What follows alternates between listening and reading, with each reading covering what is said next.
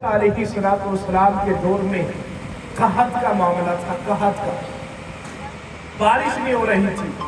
جناب موسیٰ علیہ السلام نے سارے لوگوں کو کہا ایک علاقے میں اکٹھے ہو جاؤ اور وہاں علاقے میں اکٹھے ہو کر رب کی بارگاہ میں دعا کرو، ہو سکتا ہے رب کرم فرما دے اور بارش نازل ہو جائے۔ تمام لوگ اکٹھے ہو گئے، رب کریم کی بارگاہ میں دعا کی، یا اللہ بارش نازل کر دے۔ رب نے فرمایا اے موسیٰ تیری اس جگہ پہ ایک بندہ ایسا ہے جس کی وجہ سے ہم بارش نازل نہیں کر رہے، اگر وہ بندہ یہاں سے نکل جائے ہم بارش کو نازل کر دیں گے۔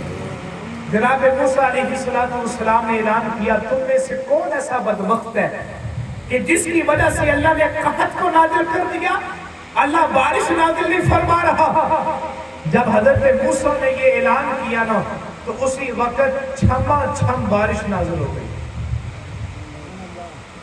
رب تو فرما رہے قاری صاحب نے ابھی تلاوت کی، لا تبدیل لکلمات اللہ، اللہ کے الفاظ جو ہیں وہ تبدیل نہیں ہوتے۔ بندہ بھی وہاں سے نکلا کوئی نہیں، اللہ نے بارش بھی نازل کر دی۔ جناب موسیٰ سے اللہ کہہ رہا ہے کہ اے نبی جب تک وہ بندہ یہاں سے نہ نکلے میں نے بارش نہیں برسانی۔